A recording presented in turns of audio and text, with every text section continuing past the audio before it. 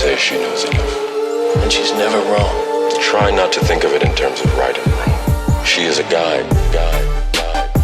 Welcome back to Whiskey and Tea. I'm CD McRae, and with me today is Jose Galison of No Way Jose and the Tower Power Hour gang. I went to say Tower Power Hour gang. Oh my gosh. Yeah. Of happens. The Tower Power Hour podcast. Mm-hmm. And today we are going to talk about some sexy, spicy topics. Jose, how are you? How's it going? Good. Yeah, doing well. Just a normal day. It was kind of fun seeing all the Twitter hijinks today, but I mean, doing fine. I mean, wasn't anything crazy, but wasn't a bad day either. So, well, we'll take it. So about Twitter today. So for those of you that don't know, there has been some talk about a specific plank in the Libertarian Party platform concerning prostitution. And some people believe that it should just be decriminalized.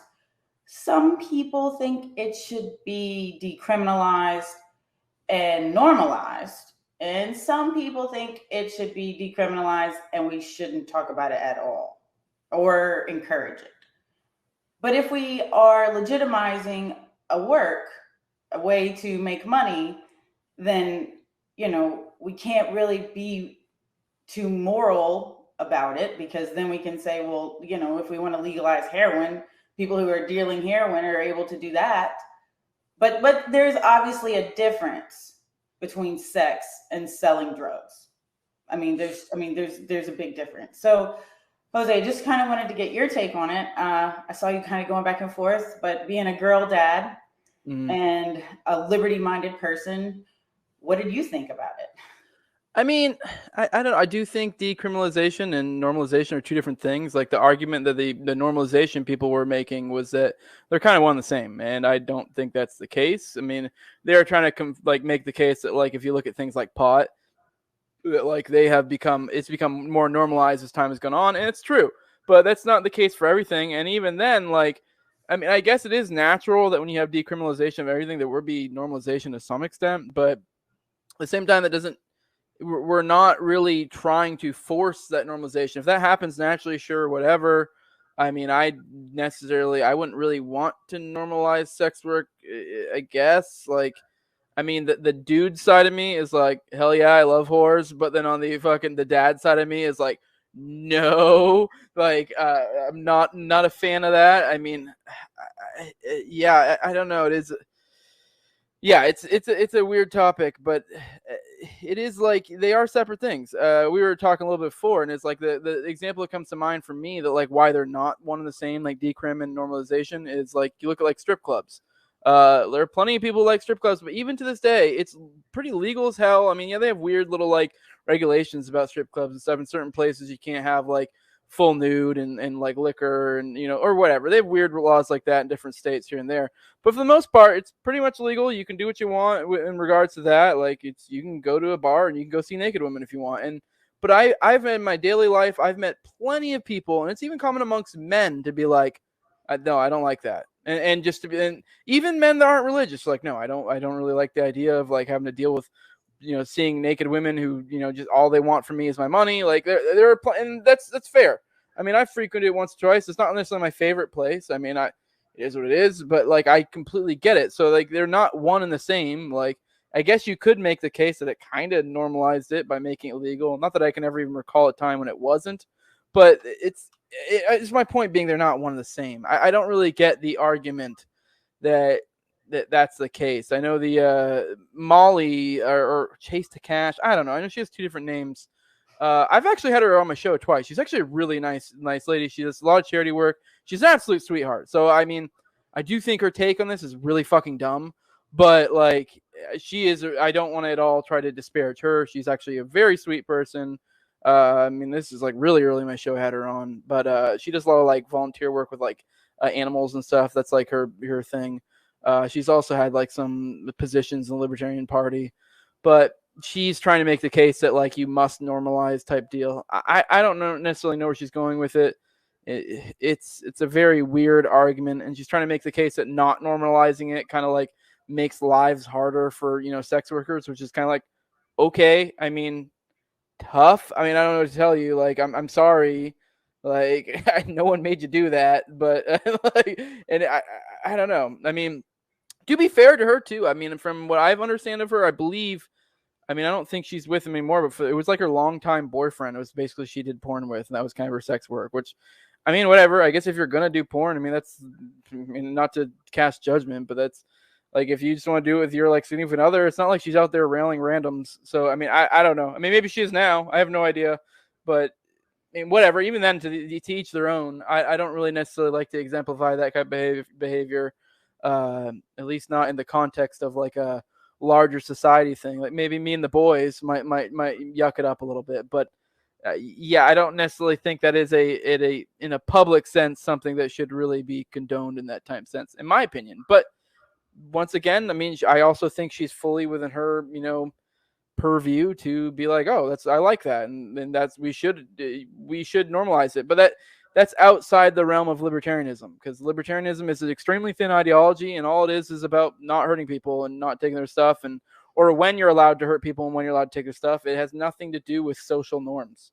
Like, you can be wherever the fuck you want. Like, I set off a tweet that kind of got Carrie Ann Harlos in trouble a while ago. I don't remember exactly how I worded it, but I put something along the lines of racism is fully compatible with libertarianism, and I guess she like kind of agreed, and she got some shit from that. But it's true. I mean, like I mean, don't get me wrong. Like I'm not a fan of racism, but at the same time, I'm not necessarily like, and maybe this will get me in trouble. I'm not someone who's like, oh my god, like like I've had friends who are racist about certain shit, like genuinely racist, not just joking. And I mean, whatever. I just that part of them, I'm kind of like, well, that's kind of dumb, because I think racism is kind of dumb. Like I mean, everyone watches Tower of Power. I make a lot of racist jokes, but I'm not genuinely racist. Like, I don't give a shit. Like my best friend is a black dude. Like, I don't give a fuck. Like it's not a thing. But yeah, I don't know. It is completely compatible with it, and like I said, I'm not really like, it's not something. I mean, yeah, I'm sure a lot of people go, oh, you're just a white guy, and so of course, but same time, if someone's like racist, like, I mean, yeah, like I said, I'm not gonna like that part of them, but it's not like necessarily, depending on how they go about it, something that's gonna completely make me like, not want to be around them at all, depending on the context. But I mean, it is what it is. I mean, I might talk to them occasionally, but it's not really that big of a deal, especially in 2021, because it's like, how many people are really genuinely racist in this modern day and age? Like, it's pretty dumb. Yeah. I liken to normalizing sex work. Going back to your original point, you probably know strippers. I mean, I've known girls that dance, right? Not personally. Well, I know several, and like what I'm getting at is it's not a profession that they sit around and talk about at their grandmother's house. You know what I mean? Like, it's a job, and they do it. They don't plan to do it their entire life. And there absolutely is some stigma with it. So I understand Molly's point of saying that if it's not normalized, then it is still stigmatized. Yeah. But I think that it's okay for some jobs to be stigmatized. Yeah. It just comes with it. I mean, in a Goristan, right? And you have a gray and a black market. I mean, those people operating outside the, I don't know, regular market, but not black and gray market. The white market is what it would be, but yeah. Yeah. And, there would probably be some stigma on people that did that. It doesn't make it not a way to make a living. It just makes it not something that you would aspire to want to be. Yeah. So, and then as far as racism, I mean, I live in Louisiana, so we invented racism, and I don't know how to think like that. And I never have. I was not raised that way. I had a black nanny for the majority of my upbringing. So that was never in my wheelhouse. Like, it just wasn't something I thought about until someone told me that I should, and that's really weird. So yeah, I don't know. I mean, being racist in 2021, and the reality is that if you want to be racist, then we can have Racist Stan, and y'all can just go be racist in your own little community, and you cannot allow, I don't know, whoever not allow, that's cool. You can go have your little ethno state. I don't care. Just right, don't group me into it. Good. Y'all all go over there. All of y'all. Y'all all go congregate and sit in your garages and bitch. Yeah. Good. Over there. On the top of the stigmas, though, I do want to make again stress that, like, whether you think we should, and completely embrace, sex work or not, really that's like outside the realm of even libertarianism. So like even my take of like that I don't necessarily like it. I'm not making the case at all. This is a libertarian anything. Like this is just my personal take. So. And that's all that it is in the realm that libertarianism provides nothing more than that. Like it legit is at its core a thin ideology. That's all it is. It really is as simple as like the NAP, and that's libertarianism. That's it. Everyone tries to make it more complicated than it is, and that's all that it is. That's really the case. So I couldn't agree more. I think that the NAP is a great foundation, and I will never understand people's argument against it, or I just think it's a good foundation. We can get into the nuances of any philosophy, right? We can get into the little nooks and crannies of when it applies and when it doesn't apply, and that's fine. But for the most part, as just a solid, start no shit, and just a solid foundation. So I agree. I think that, and like you said, it's completely out of the realm of libertarianism. And if it doesn't violate the NAP, right. So speaking of libertarianism and the Libertarian Party, I was listening to your episode. It was 112, and it was with James Gentleman and Daniel from Biblical Anarchy. It's actually Jacob, but Jacob. I do the same thing every time. It's confusing because his channel is Daniel 3, but his name is Jacob Winograd. And so I know that. We're in like 7. Okay, Jacob, I'm really sorry. He's going to hear this and be like, we're in like 4 Discords together. But y'all had a great conversation. If you're listening and you haven't listened to that episode, highly encourage it. There's a lot of good takes in there. So much so that I really kind of wanted to expound on some of the things you said, because I think they're great points, and I think they're great conversation pieces, right? So the question was posed about libertarianism. It was a long question. If you go back and listen, it was a long question, but it was a long podcast too. I think it was almost 2 hours long. Yes. I listened to the whole thing I think 3 times. So basically, essentially, we were asking, is there incentive in politics, to be political, for lack of a better term, to be as political as what we would consider political, and just you're just pandering, and you say what you need to say, not necessarily what you mean. You end up like the GOP and the DNC. So we were asking, is there incentives for libertarians to be political? Because we are anti-political, like you said. So what is there to be there for? So anyway, that was the question. You started with the LP is a middling thing. And I thought that was interesting. Can you tell me a little bit more about what a middling thing you think it is? I mean, middling is just a fancy term for just like kind of like a almost milquetoast, kind of neither committing to one or the other, because it is the main thing is like, the big move now is we're going to come in and in like the LPMC message is like, we understand, like we're not here for all these, political gains. We're here for messaging, and that's what we care about, and that's the main focus. But then I feel like to some extent you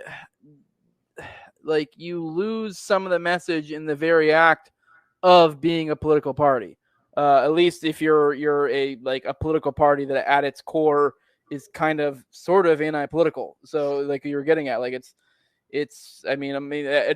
in my opinion, the truest expression of libertarianism is anarchy, like an ANCAP essentially. So, and that's kind of but you're like, oh, but we need to have this political party that operates within the political system in order to do this. So, I get, and I'm not at all saying that it isn't consistent with principles, because a lot of people will be like, well, okay, well, I stand Spooner, and it's completely and I get it. Yes, I am not one of the people who makes a moral case against political involvement. I don't. I actually think that's kind of dumb when people try to make it be like, oh, it's immoral to vote or this or that. I think it depends on what you're voting for. But I'm not making the moral case, so I get that. But what I'm saying is I do think it kind of muddies the waters of the message a little bit. But on the other end, so you basically have the one end of the messaging, and then you kind of muddy it there. But the other end is political game. So you're in a political party, you're playing a political game, and part of political games is vying for power and stuff, that kind of stuff with GOP, DNC, the kind of stuff they do. But at the same time, we're kind of also not doing that. So we're in this, that's what I'm saying, we're middling. We're kind of this in-between place where we're neither committing to one or the other. I actually think, I know a lot of people shit on agorists and stuff, or I actually think if you were truly committed to messaging and you wanted a pure messaging, that would be what you do. You'd essentially try to, you'd try to build yourself up in your community. You'd try to act, because I think the best way to have a good message is to live out the message. That's the best way to go about it. People see that, they react accordingly. Maybe you can make the case that you don't get as much of a platform. I'm sure that's the case. As technology improves, that becomes less of a case. Because you look at Dave Smith. I know he's going for the LP presidential, candidacy or whatever, but even then, he's kind of to some extent bigger than the LP himself. So the only he is getting a slight boost with this possible presidential run, but even if he wasn't doing that, he's still kind of bigger than the LP. So there goes that. You're I guess you're kind of stacking that boost on there, but yeah, that's kind of where I'm coming at, where they're a middling thing, where they're neither really one or the other. So it's kind of you almost have these two paths.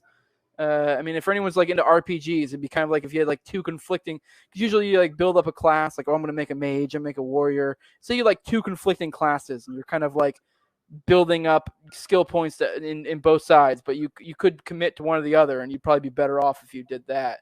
So, and that's kind of why it's why I'm not a big fan of the LP in that route. That's one of many reasons, because I feel you'd almost be better off to committing to one or the other.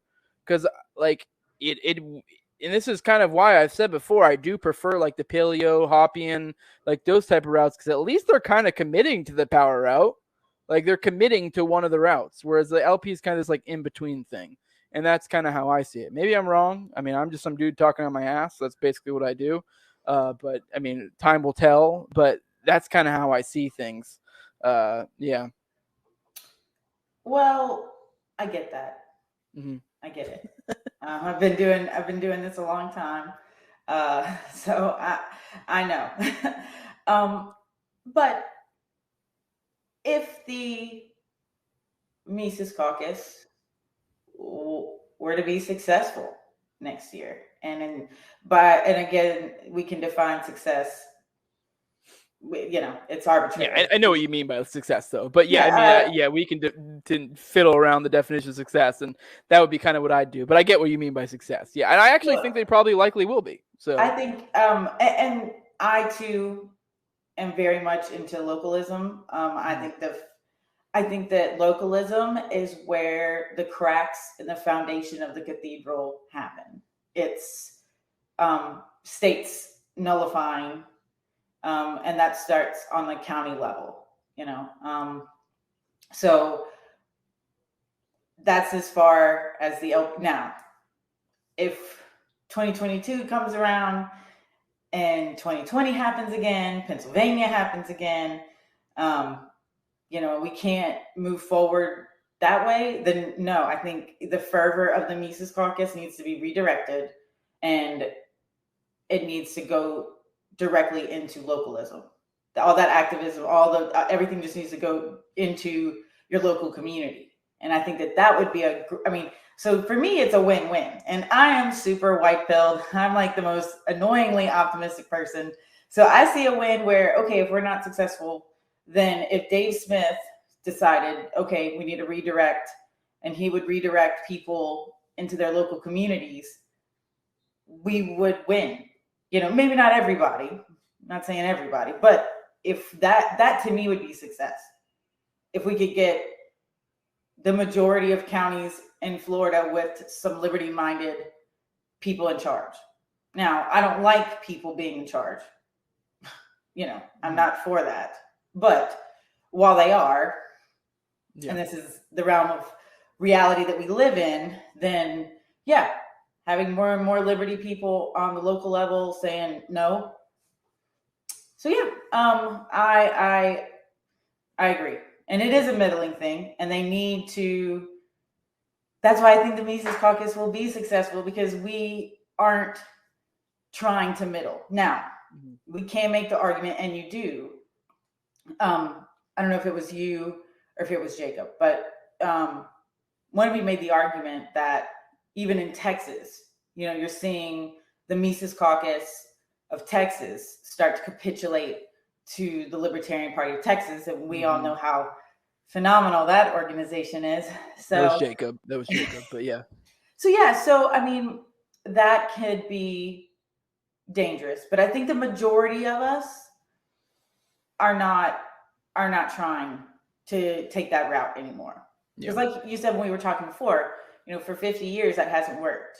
And even in your show, in the conversation you guys had, you say that it hasn't worked, and we can't capitulate, and we can't be nice, can't play nice, and I think that's what scares the LP to death, is that we don't play nice and we don't care, and you can illegally kick us out, you can whatever, but we're not going anywhere.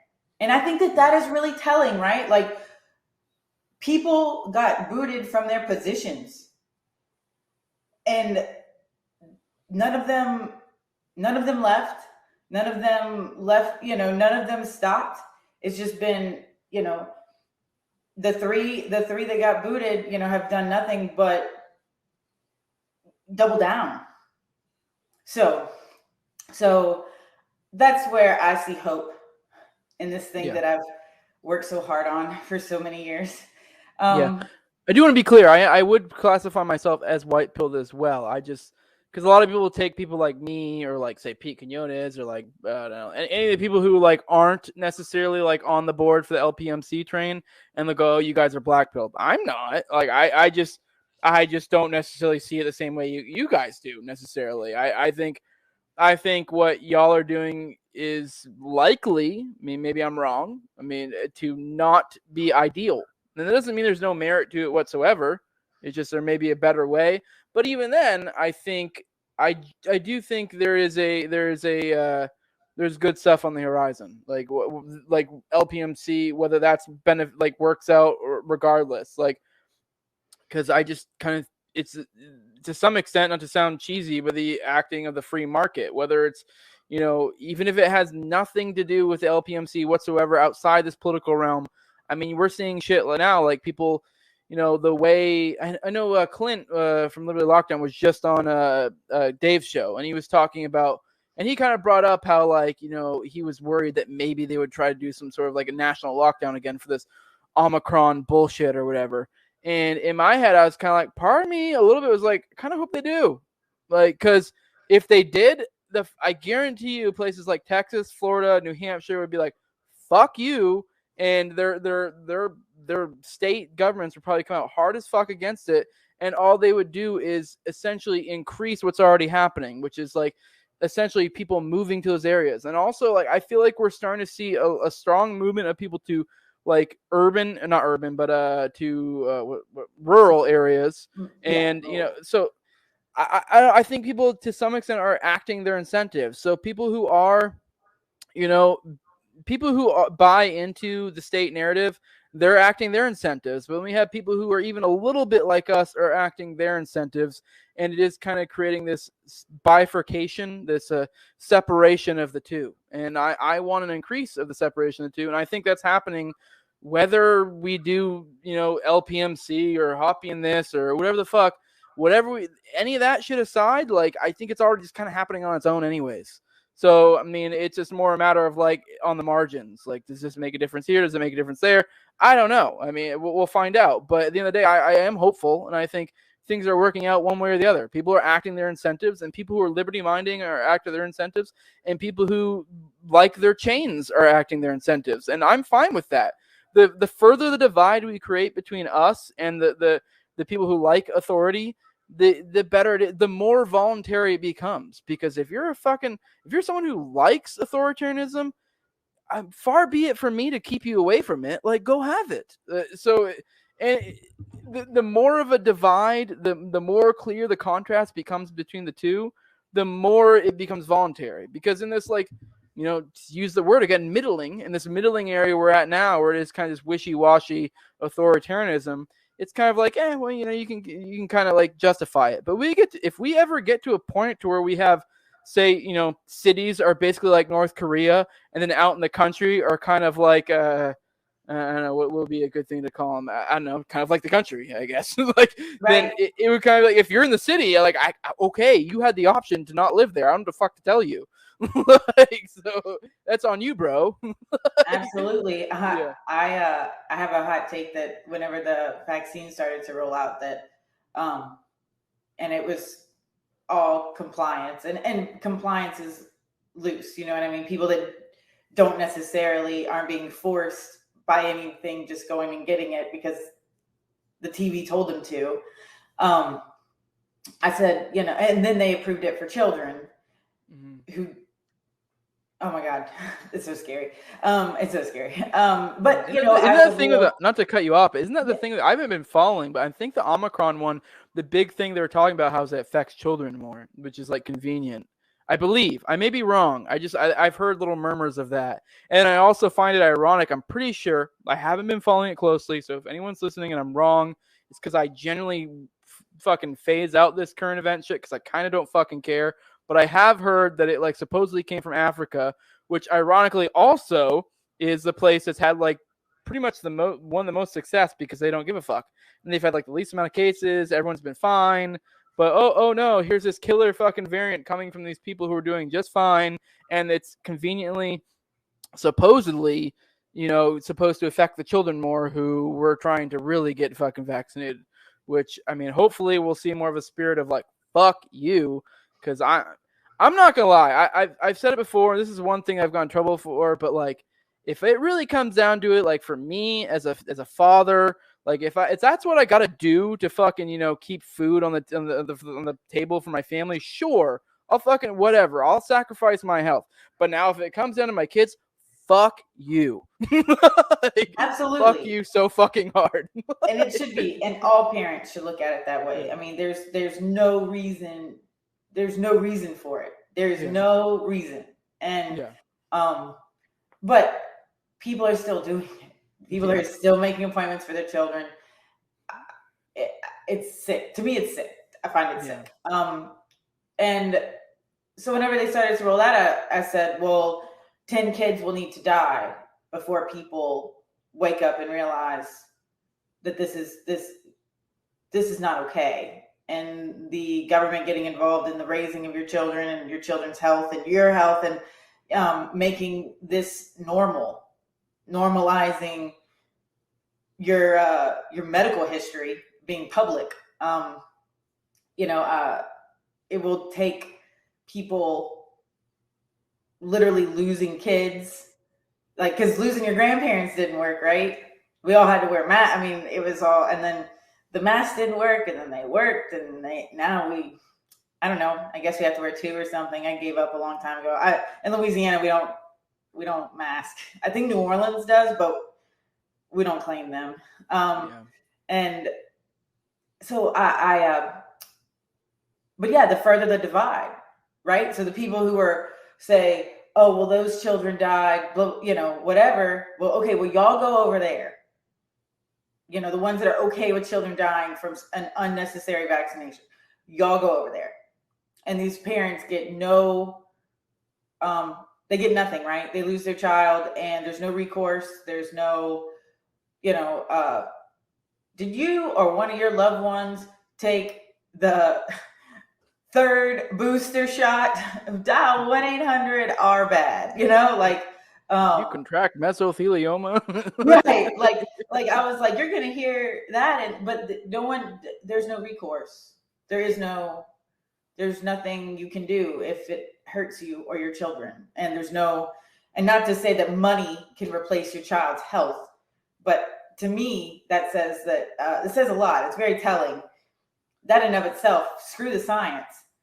When the company says they're not going to be liable if something bad happens to you, that is that tells me that you don't know what can happen. So anyway, yeah, I think the further the divide, the further the wedge, the bigger the wedge, the better. And whatever that takes, I'm here for it. Like I said, I don't want 10 children to die, but if that's what it takes to save the rest of the children from having to get this thing. I mean, it depends on the kids, really. Right. I mean, I know some kids. Just kidding. Totally know some kids that Yeah. We could encourage the vaccine for them. Let's see what happens. But yeah. And I'm a secessionist. I've been a secessionist a long, long time. And I think that's what I really want to see. And even if it's like on the parish level, the county level, I'll take it.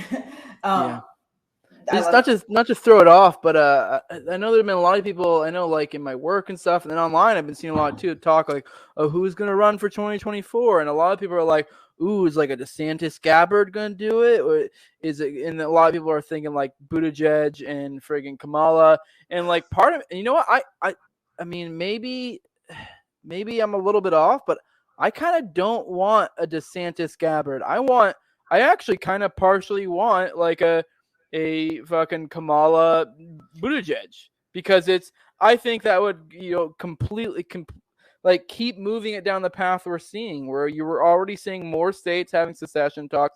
We're seeing more nullification. We're seeing more soft nullification, more like that kind of stuff. And I'm like, I'm fine with it. Like, I mean, yeah, it'll probably suck for some, but it's like, okay, well, I mean, like, I know it's not feasible for everybody, but, those that can move to New Hampshire, probably ideally. If you can't move to New Hampshire, move to Texas or Florida. If you can't do that, try to move to a red state. If you can't do that, move to a more rural location. If you can't do that, even then, there's probably, certain things you can do within your own area. But like, yeah, I mean, that's in like a Buttigieg, Kamala type thing. I could see that accelerating that. Whereas I think a DeSantis Gabbard, we'd see more of what we saw with Trump.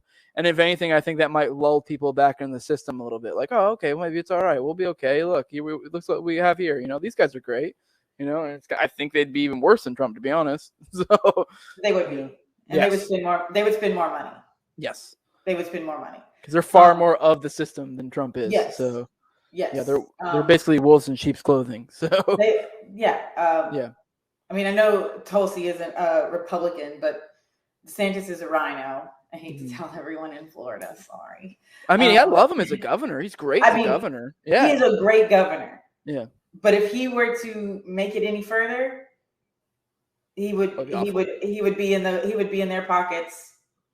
It would not take long. It would not take long. We'd probably end up in another war. Honestly, we'd end up some goddamn where terrorism is on the rise. Gotta go fight it. We'd be giving RoboCops to fucking Israel. So yeah. So I do. I think that if we were gonna be successful, then 2024 is the time. And I think a Kamala whoever and her would be amazing, because I think at that point there would be legislation passed that any one of not even a free thinker, not even that, like a regular person that's just fed up, they're on their 7th booster because that's what they were told, and they're going to lose their job. People will just have enough, and I'm with you. It'll just keep on perpetuating violence. We'll have mostly peaceful protests continuing. We'll have, it will not, that will just intensify. And if it intensifies, it creates a bigger wedge. Bigger wedges turn to secession. Yes. And I too am for, moving. Louisiana currently is under a Democrat tyrant who, talk about a majority ruling a majority, was reelected slimly. I mean, it was bad. So you have half the state that hates him and half the state that loves him. And as soon as he's gone, we will have another red governor. I promise you that. And when that happens, I think you're going to start seeing a lot more advertisement to come here too. Yeah. Not that I'm saying, it's my little shithole, and it's mine, and I love it. And I'm, born, raised, and stayed here. But we've just been under a freaking Democrat for almost 8 years now. So as soon as he goes away, I really do think you're going to, because we don't mask. It's just like Florida. We don't mask. People aren't getting vaccinated unless they work for corporate something, none of that. They're having right now, they're having a shot for 100 or whatever, where they're giving people $100 to go get it. I'm like, we are so broke, and I won't get it, but we are so broke. The state and the country, right? Where is this money just appearing from, And then, I don't want to be like, oh, taxation is death, but like, it really fucking pisses me off. Yeah. Like, so you're going to take my money and give it to these people for, I'm not shocked anymore by anything that they do, but I do get astounded. Yeah. At the level of depravity. But Louisiana's a good example, though, of kind of what I was getting at, because even Louisiana, like, there are some rural areas. So, like, you can have the most Democrat, like, crazy governor you want. There's some areas that, like, they're not going to give a fuck. They're like, who's the governor? Like, right. and the sheriff runs it. The sheriff runs the whole thing. So, and most sheriffs around here, they're, they don't, most sheriffs around here don't want to govern you. Yeah. Like, they're not in the business of, no, they're not perfect. And I'm not talking about like city police or whatever, but most sheriff's departments are run by sheriffs who have no intention of governing your life at all. They just want you to not, they pretty much, go by the nap. And the rural areas you're talking about is where I'm from. And I can tell you, the sheriff that's been there for, I think he's 16 years now or something. He's been reelected. He walks around in plain clothes. His deputies walk around in plain clothes. They have a Glock and their belt, but like, they don't walk around in armored, because the sheriff there doesn't want people to be afraid of the police. And they don't get involved unless you do something bad. They don't want, because they don't want to. It's not their, he'll tell you that's not our goal. Our goal is just to make sure y'all are safe. Yeah. And so I always tell people that, like, look, I know it's not glamorous, but it is safe. Yeah. And if you were ever gonna, it's not New Hampshire, it's not Miami, it's not Austin, but it's very safe. Yeah. Very. One thought too I've had before, because I live out in a rural part of Florida, but I've gone and like driven around in like even more rural parts. And I know one thought I had once when I was out like in a very rural part, I was like just looking around and I was like, there's nothing around, no one around. It was just like, I think it was like an orange tree. It's just for miles and miles and miles. And I was like, to some extent, this is anarchy. Like, there's no one here fucking with me. Like, but then on the other hand, this is one thing I touched on with we touched on in my Dune episode we just did. We covered that. We were kind of covering how like you look at the Fremen or whatever, who were like these people who live in the desert and have to deal with the hardships. They're essentially an anarchist community, but with that comes hardship, and it is kind of like there is a trade-off, I think, in some extent with liberty, and you got to be able to work a little bit more. And that's kind of the point where you I'm getting at, where you go into like the country and like you just see there's nothing around, and it's like it's just land, and it's like no one's fucking with you. Like people can't enforce government on you if there aren't people. So the less people there are, to some extent, the more anarchy there is. So there's less people to infringe on each other, and that also has that hand-in-hand effect of like, okay, well, you're going to have to buckle down a little bit more, and there's going to be more work to be done. And this is one thing I've been talking about a lot. And I do think like in Magical and Capistan, it's not necessarily going to be the cyberpunk, sick ass world we think it is. I mean, it will be to some extent, but there's going to be a lot of like, you gotta get your hands dirty, because this is one thing too I've learned from like being like agorism and stuff, and like where like one of the big things a lot of people make fun of, like, oh, you think you're just gonna grow plants and fucking end the government? But it's like, I mean, really, it's more just about being self-sufficient. Right, so it's like, right.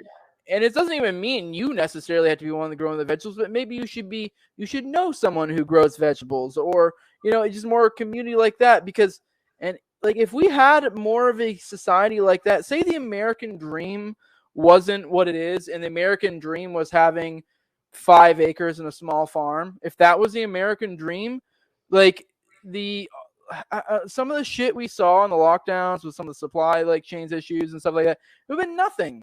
Because like I know, like say with like bacon, where that was an issue with supply chains, it was like, well, okay, well, I'll just go hit up Bob. He's got some pigs, like it wouldn't be a thing. And it's I don't know, like some of the shit we do, like we think of it as like, oh, this is more efficient, but it's like, how is it more efficient to be getting like, I don't even know what I don't take this as gospel fact, but I know like when it comes to like say like pork, like the vast majority of our pork comes from like 3 or 4 fucking major producers, some of these like super farms. So it's like, how is that more efficient to have these super farms? Wouldn't it be more efficient to be 5 miles down the road there's someone who has pigs, and then 3 miles on the road someone has cows?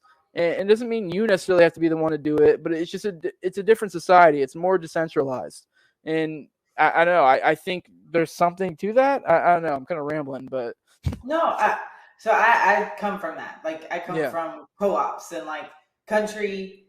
My grandmother would bring cotton. Her double first cousin and best friend in life. Husband? I'm just kidding. Not quite. She would make I have a jam. double cousin too, by the way. Yeah, I have 4 double cousins. I didn't know that existed until my mom. And but she would, but like they would can things. They would make jams. They would fresh bacon because so and so down the road had pigs, and corn and everything, whatever. And my family on that side they grew up farming. That's what they did.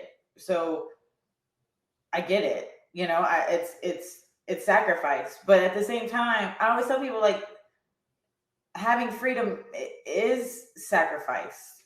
When it's all centralized, it's all convenient. But when you decentralize it, you don't have a Walmart.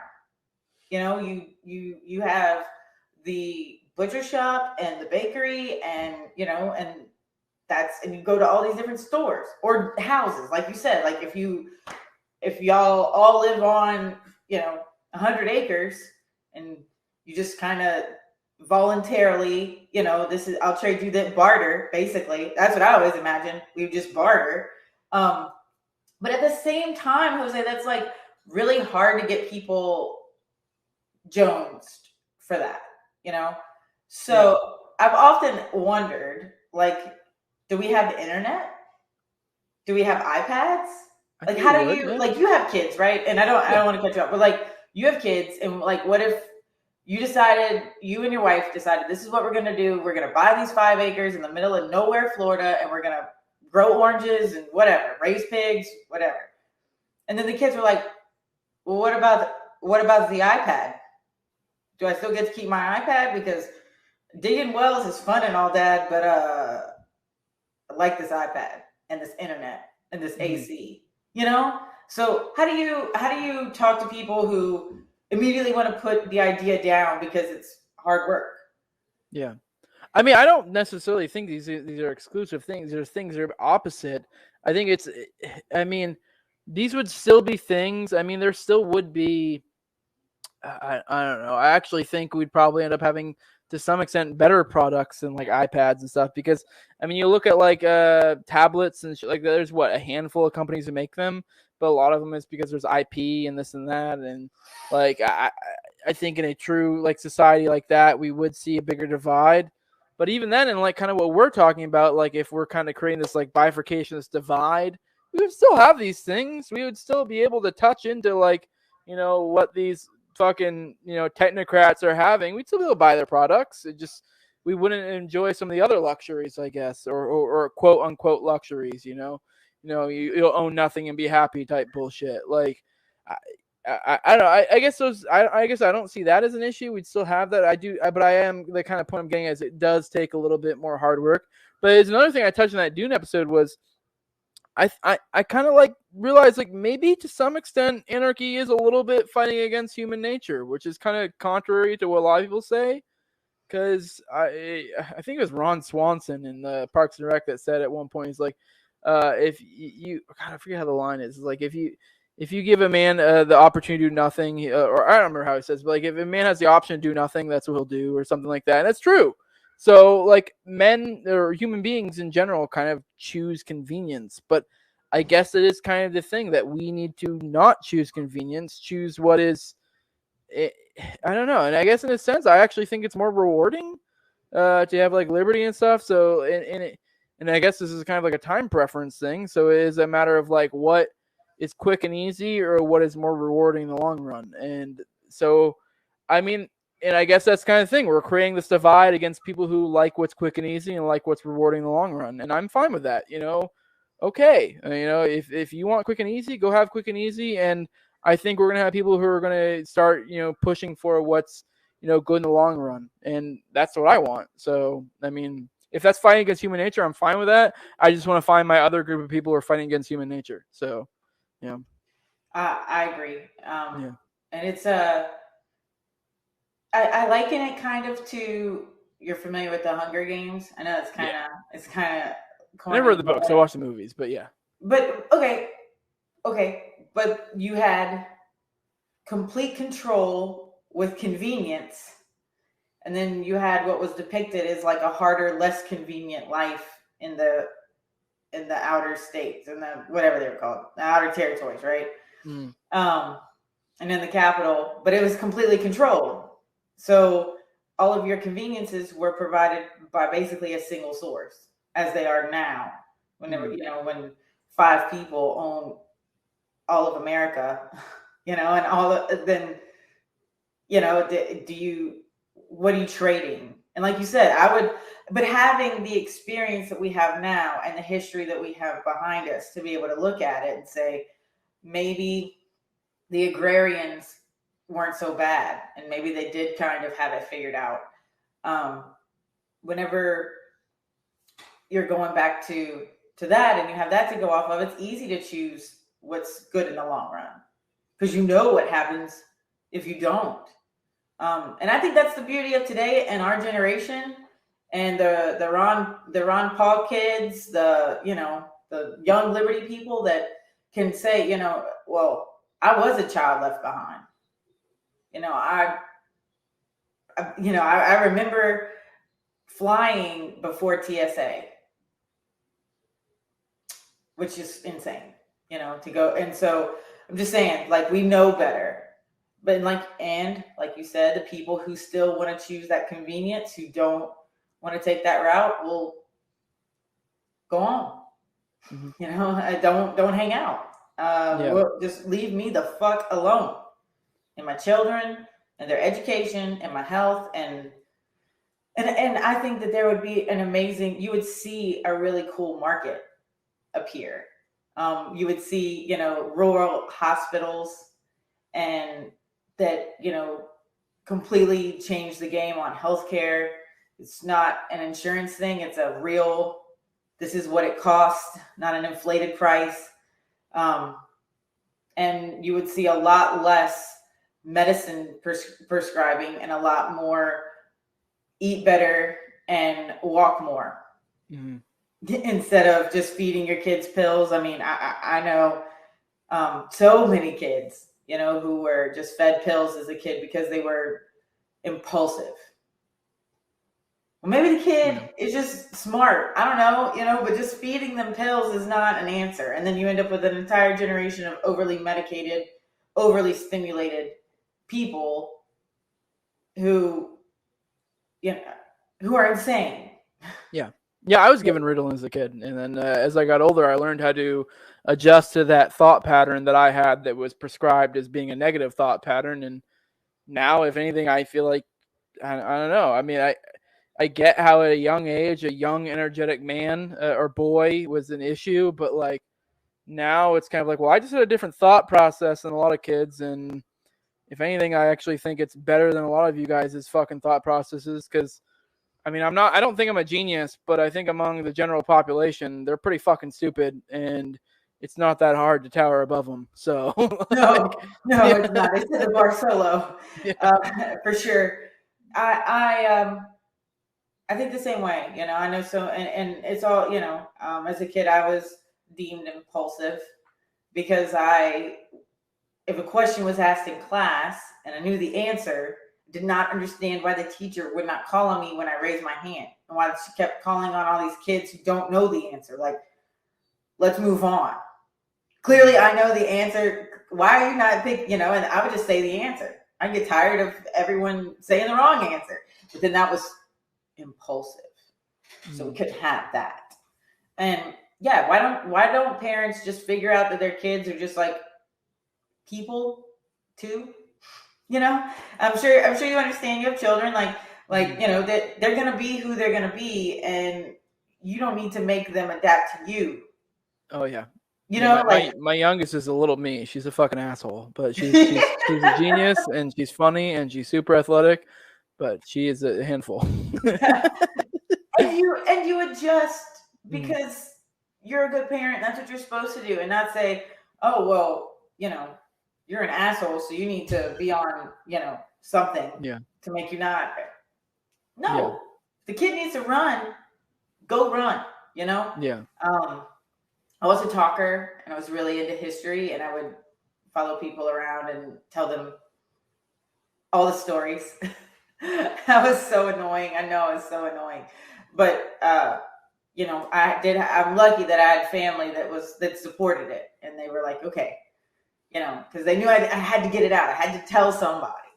So, yeah, I think that you would see an awesome little society emerge if we all decided to, if there was a group of us that decided to do that. And that's all it really takes, is a group of us to get together and say that we're just not going to do this anymore. I mean, a lot of people like to bring up the Amish and stuff, but it's true. Yeah. You just decide we're not doing this. And it made me scary. I mean, look at Ruby Ridge. It could for sure be scary. Yeah. And it could you can be in danger, but you could also eventually they just get worn out. Yeah, but the problem with Ruby Ridge and Waco is that people always bring up, especially me being an agorist, people always bring up Ruby Ridge and Waco. I'm like, oh, you just get Ruby Ridge and Waco. It's like, okay, but no one's fucking saying you should go be out and be a fucking single unit yourself and not have any community whatsoever and just be like, fuck you, federal government. But like that's the issue. Like I think we don't need that much. It's kind of the idea of like everyone knows of the 3%ers and the whole idea of that it only took 3% for the American Revolution. I'm not saying we have a violent revolution, but I'm saying if you took that same energy and you applied it to just, hey, I want to act free and I'm just going to behave as a free man. And, hey, you want to act free too? Okay, we'll trade together. Like, if you took that same energy, it doesn't take this idea. It's this idea that we need to save the entire nation. No, save yourselves and save those who think alike of you. That's it. Like, fuck the rest. I mean, not even necessarily fuck the rest. Like, you behave the manner I just described, and the ones who like that will come to you, and the ones that don't won't. And that's that. And whatever. But you don't need that many. I think I said something a while back that was like, we need an underground railroad of liberty, is essentially. But like, and that's what we need. And like, just say, and that's what I'm kind of getting at. Well, I know like the free staters in my head kind of have it right. Kind of.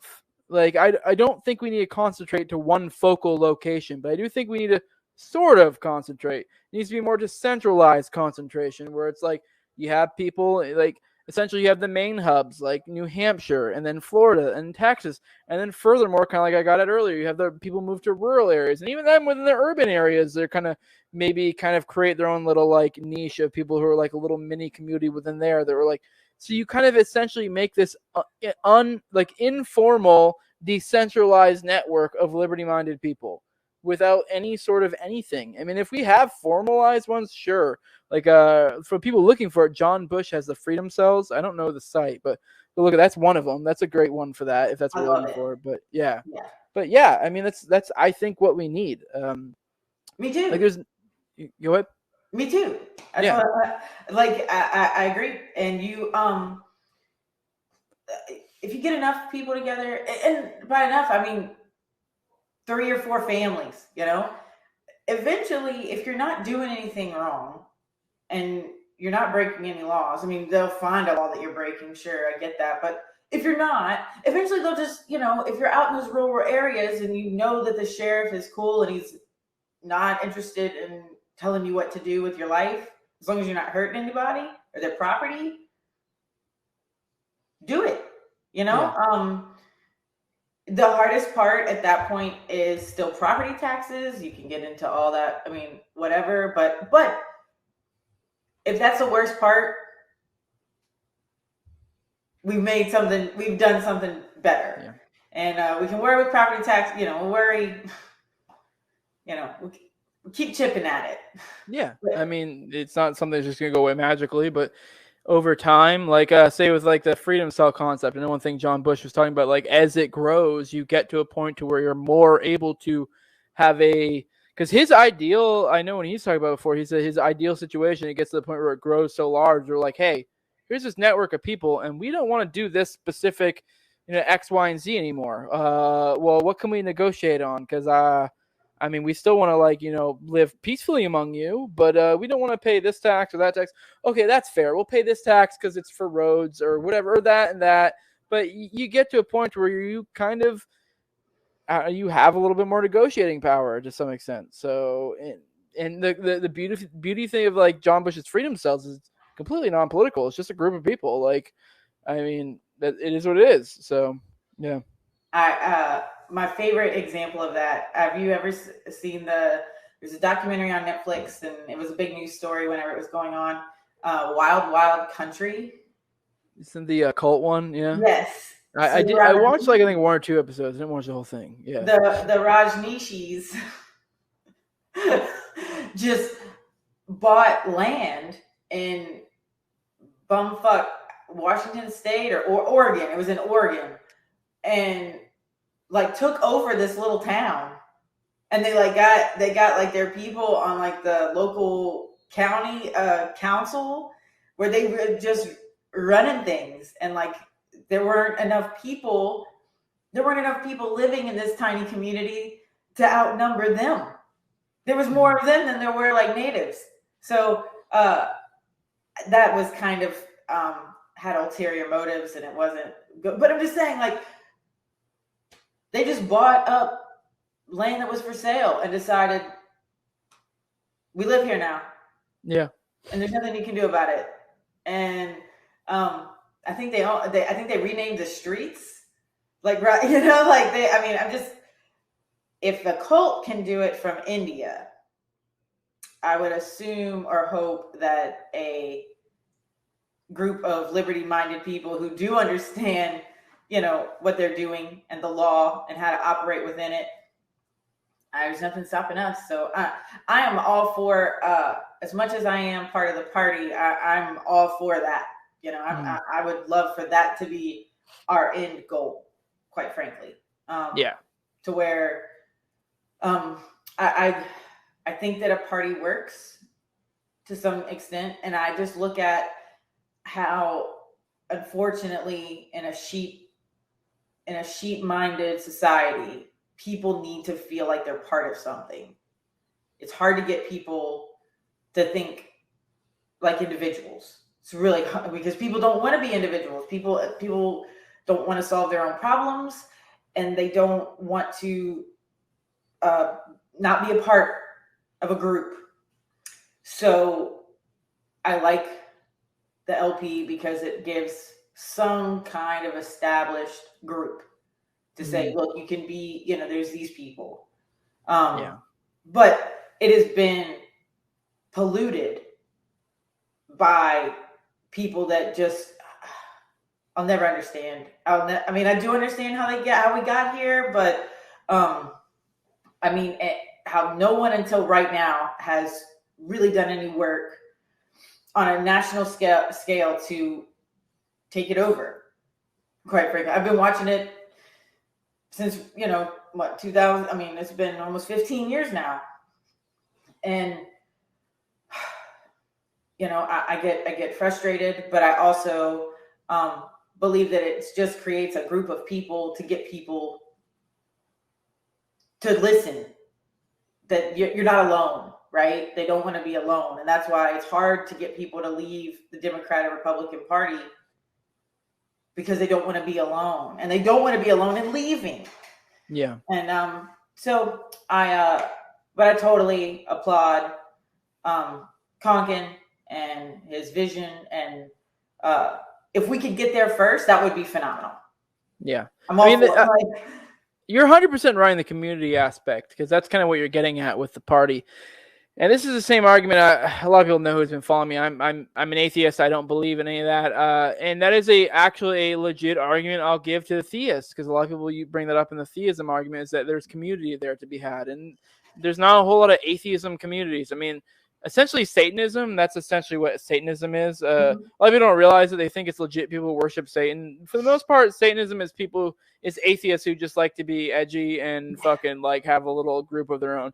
And that's essentially a community of atheists. I think it's kind of dumb, but whatever, teach their own. But that is a legit argument for theism, that it's there's community there, and there is a positive aspect of theism. And that's the same thing when it comes to political involvement or not, that they have that. That's kind of what I was getting at before with the freedom cells. That is it is right now. Yes, there's a better infrastructure for political parties to have a sense of community among liberty-minded people. But you look into. I'm not the kind of person who necessarily needs community. I'm not really a super social person in that sense. I know it's funny because I'm on social media, I'm on podcasts, I'm very in that way, but I'm a person who's completely capable of being alone with my family and not needing anyone else. I don't give a shit. But I know that's not most people. And but yeah, so that you do have things like the Freedom Cells, or I know I think Jason Stapleton has his the Nomad Network. Yeah. So there's stuff like that. So there are networks that are building up, and I do think that's important. So I do think there is a negative aspect to political involvement in general. So whether it be the DNC, LP, RNC, whatever, but they're all the same. Yeah, they're all the same. So I guess get involved in those type things if that's your thing. I don't necessarily need those things in my opinion, but I guess I probably should do them just to help build them up. But I don't know. I just haven't. It's tough. It's as someone who's done it, it's it can be disheartening. Talk about a black pill. It can be tough. But I've learned over the course of years to just love on the ones that show up. Yeah. And appreciate them, and just take the good with the bad. Again, I'm not for being mediocre, and that is the part that I heavily disagree with. And like I said, I consider success arbitrary. Because I don't think, I think 1% is a lot, but I think when you lose voters, which voting is a whole thing, but when you lose voters in an election cycle, that's not good. That's not success. So if you can go from 4 and 5% to 1%, that's not success. But we can do it. We've done it before, and hopefully, like I said, I really just look at it as a way to chip away at the foundation. And if you can just get enough, and then if simultaneously there's also freedom cells growing, that way people have an option, right? To where the Libertarian Party is a little bit, it's a party, right? It's a little bit, in most people's eyes, established, and there's, some insurance there, right? As opposed to just a group of people. But some people will be like, you know what? Screw that whole thing. I'm going to bypass all that. I just want to go live. I just want to move out with these people. And if those two things could simultaneously happen, we would take over entire states. But the LP has to stop fighting against itself. That has to stop first. And stop being mad at people that don't want to be a part of the party. Yeah, I think that's silly. I realize parties need money and fundraising, but do a better job of that. Yeah, go find people willing to spend their money. Don't get mad at the people who are for liberty and not the party. Yeah. Fun fact for people like me who are for liberty but not for the party: you can show up to the party events. No one's going to stop you. They're fun. I'm not gonna lie. I've been to a few of them. They are fun. You don't have to do any of that gay ass voting shit or any of the other stuff they do. You just show up. You can. I went to one. I was talking to Michael Heiss. Completely was discussing with him how I disagree with him. Completely had a full on autism argument, and not even an argument, just polite discussion. And we moved on with our days. It was fun. No one cared. It is what it is. You can show up to these events. These are great places to meet people, and I don't know. It was a fun time. I mean. And, totally. And a lot of people give me shit. They're like, "Oh, you're an agorist going to these events." I'm like, "Yeah, I wasn't like I was like in any way being like, hey, political involvement, this or that. I was literally just showed up to drink beers with people I enjoy the company of. That's it. We can be in the same. We can want the same things and not go about it in the same way. Yeah. And I know that's super my niece's chair is gonna kill me for this, but I just would rather know that ahead of know that pretty quick and talking to you that this is not going to be your jam. Maybe agorism is their jam. Okay, well, here's a list of books if they're into reading. Here's a list of podcasts. Here's a list of people. Go get involved with them. Go find a freedom cell close. And then next. Just keep going and don't get hung up on. Don't take everything so fucking personal. That's the thing I don't like. Just stop taking. So what? Someone doesn't want to be a part of the party. Why are there 31 people jumping on this comment train? Keep going. Say, great. I hope whatever you're doing is working. Because I need that to work in case this doesn't. Yeah. I will say, too, if you encounter someone who's becoming belligerent, whether you're an LPMC person or you're an agorist person or whatever, if you're encountering somebody who's being belligerent, you have to realize you guys kind of have the same end goal. So if someone's being belligerent, you're probably not going to reach them. You're better off just go, oh, okay, I'm sorry you feel that way, and move on. Because people have this thing, whether it be the LPMC types or the agorist types. I'll be honest, it's probably more prevalent around the agorist types, where they get kind of belligerent and be like, oh, well, what you guys are doing is wrong, blah, blah, blah. It's like, if someone's not able to have that discussion and not get upset about it, it's better to not upset them than to upset them. There's no point. You're just going to piss them off, make them dig their heels in more. You're better off just be like, oh, okay. There are plenty of people I don't discuss this with because it's like, a lot of people get upset that I'm like, hey, saying what they're doing is wrong. If you're not mature enough to handle that discussion, I just won't have it with you because it's not that big of a deal to me, and I'd rather just be friends and move on because it's not that fucking big of a deal. It really isn't. So, you know. I would like to have, if it were up to me, we would have the aggers at the table with the LPs and say, okay, what are you guys doing? And then this is what we're doing. This is what you guys are doing. Great.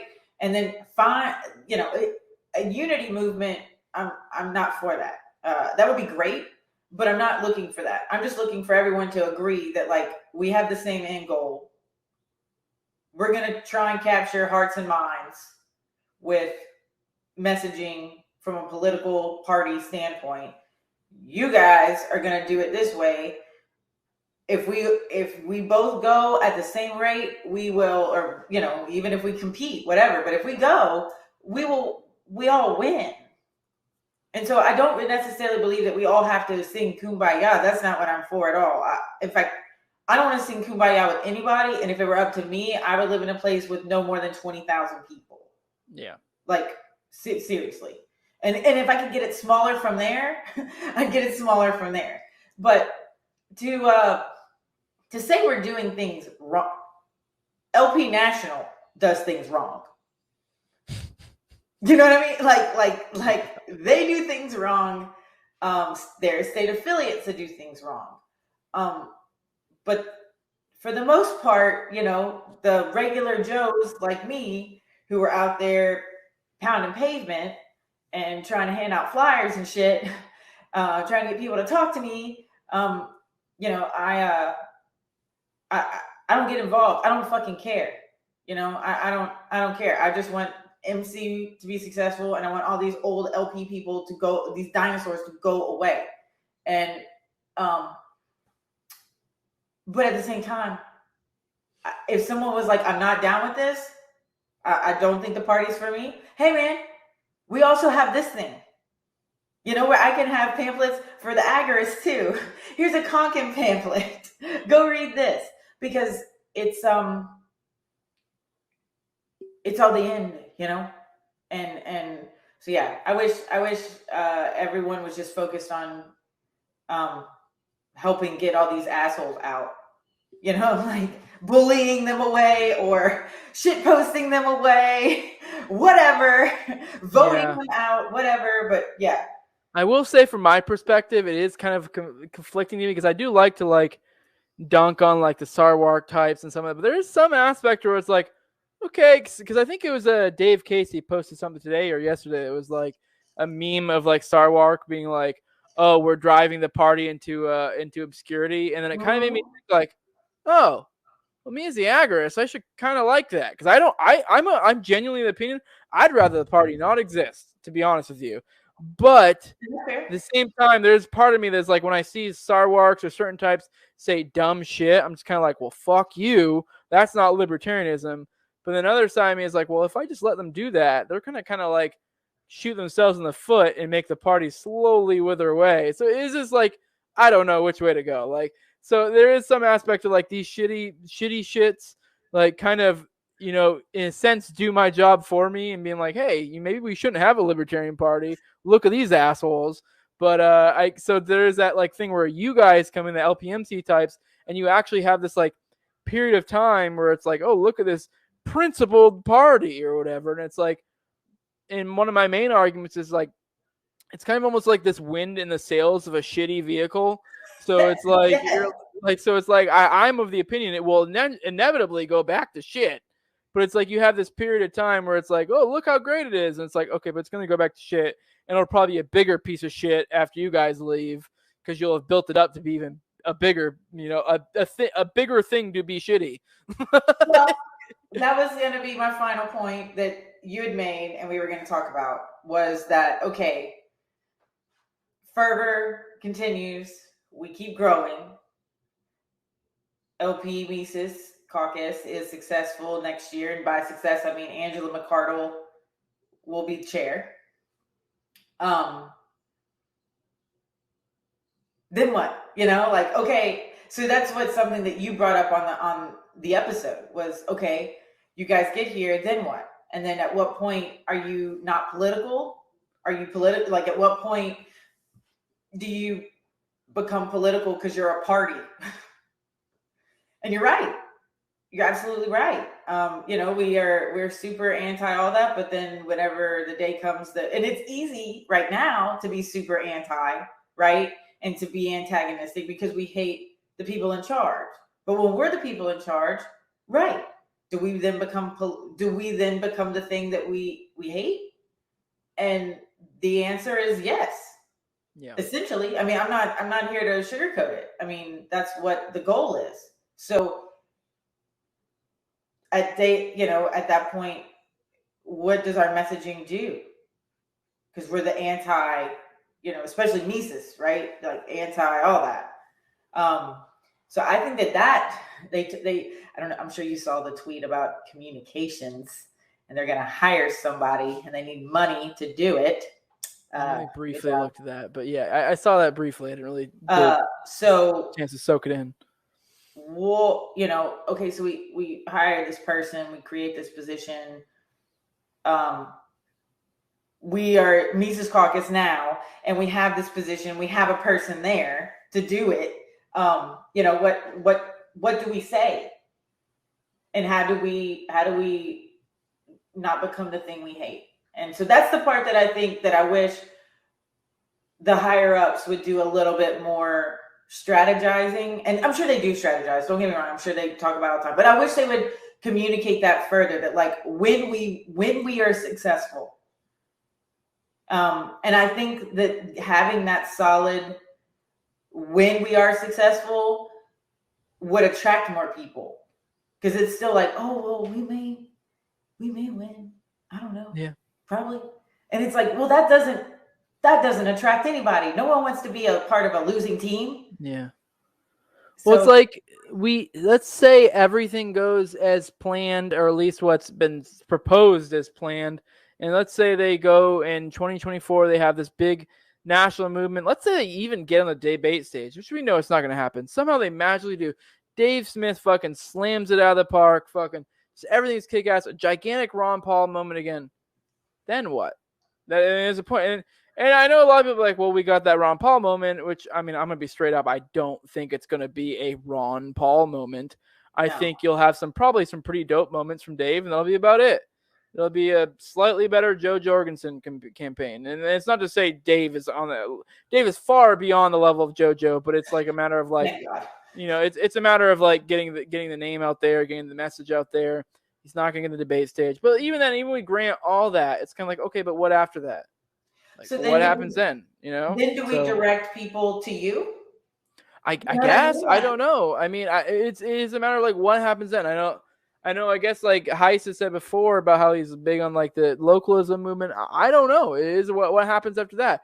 And I do think that it will eventually, fall back into shit. And the people who have this kind of energy that we're talking about, the LPMC types, the Dave Smith types, they're going to slowly lose their fervor. They're going to get burnt out with like, what are we even doing here?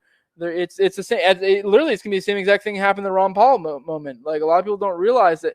Like I talked to Eric Brakey on my show about this, and he was talking about how like when the Ron Paul moment was over, like how all these people just kind of petered out, and they were just like, like all these people who are all like gung ho, just like they're gone, and they're like, what's left? And you end up with what? These assholes. Yeah, and these so crazy people.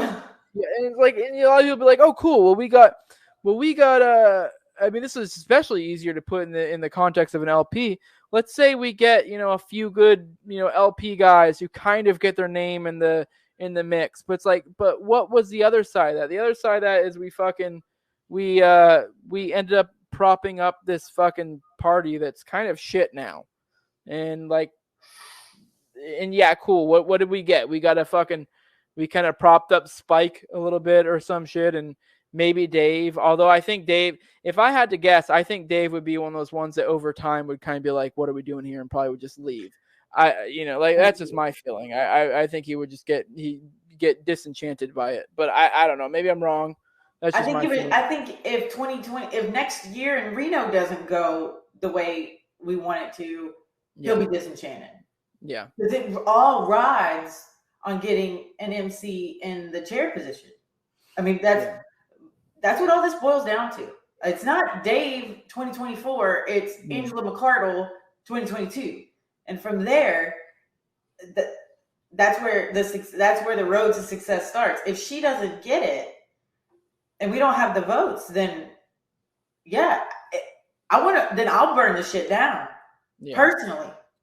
You know, I mean, I think she will. At the same time, I don't know. They've been getting more and more brazen. The other kinds with some of the shit they've been pulling, and this is kind of where we talked about with like platform stuff earlier. You were kind of insinuating. It's kind of like, for example, like I talked about that Carrie Ann Harlow's tweet. Like a lot of people brought up, like, oh well, it's the fucking LP platform that it's repugnant and irrational racism, and it's kind of like, I actually think that's one of the worst things for the platform, and it sounds like kind of silly to be like, hey, you know how you guys say you're against racism? I think that's the worst thing about you guys. It's not even necessarily that I'm like not against racism. It's that, okay, but now what is racism? So now you get to guys to be like, well, this is against our platform. They can even probably say some shit like, oh, well, racism is against NAP. And then they find some clip of fucking Dave Smith on Tower Gang one time and they go, oh, well, look at this shit he said. Look at this joke. This fucking breaks NAP. This breaks our platform. And you're like, so they get to play these games. And at the end of the day, as long as they get the votes, that's all that fucking matters. So, like, I don't know. It gets to weird place. And it's when you're playing these political games. So I am of the opinion, I think that it's likely that she gets the chair position. And I also think it's likely that Dave Smith is 2024 candidate. And I also think it's likely that Dave Smith probably does better than any LP candidate ever does. But what then? But even then, all those things I just said, there is that like, well, what there is that like a possibility along the way that gets fucked up. So I don't know. It is interesting. It is curious to see how this ends up working out. I don't fucking know. It is wild. Some of the like the Prags or whatever. I guess the Prags aren't there anymore, but they're basically there. It is pretty wild to see some of the shit they're doing in some places now. They're getting frantic, but at the same the same time, there's not really much of a recompense for them either. So I don't know. So we'll see. It's interesting. I don't know. That's just all. I'm with you though. My thoughts are always in, okay, what then? Yeah. You know, okay, what then? So what does 2023 look like? You know, and like, you know, 2022 will be interesting. I'm excited for Reno. I'll be in Reno. And we are gonna, I think we're gonna kick ass. And everyone's been studying up on their Robert's rules, so they can't get us like that. You know, and I really hope we are successful. I don't want to have 15 years of my political life for naught. I'm okay if it is, because that's politics. That's the nature of it. But if I could have one glimmer of success at all next year, I'll be stoked. And then, like I said, if it all goes to hell, then you know, I'll be the first one to light a torch and get the guillotine out. Trust me. But yeah, so cool. Well, that was fun. Go ahead, Jose, and plug away. Let everyone know where they can find you and listen to you. I have the No Way Jose show. I'm on YouTube. I'm on all the major audio podcatchers. I'm on Odyssey as well. If you would like to support my work, I'm at patreon.com/NoWayJose2020. I don't know when you're dropping this, but I'm about to have Jason Stapleton on Thursday for those that are interested. That will be behind the paywall. But if you don't want to pay me, go to Odyssey. It will. I mean, you won't be able to do the stream because I don't set the stream for every time. But as soon as it's done, it will be up there and you can check it out. So that's my way to incentivize going to Odyssey, because I think everyone should try to go to Odyssey if they can. So if you want to be able to get my content before it goes up public, like on YouTube and the audio podcatchers, go to Odyssey. Go do that. Otherwise, give me $2 a month or more. CD is one of my premium. Fucking. She's my sugar mama. Gives me $20 a month. She's one of my sponsor levels. But yeah, go do that. I think you guys will enjoy it. I've had a lot of good guests. I've had Dave Smith. I've had a lot of good guests. I've had a lot of good guests. And so, you've done great. You've done great. You're one of my favorite Patreons for sure. Everything you give us, I really appreciate it. So yeah, so if you don't, for the low price of $2, you can have this man entertain you for for hours, really. If you do the cumulative math. But yeah, awesome, Jose. Well, thank you so much for being here. Thank you for this. Appreciate you having me on. Absolutely.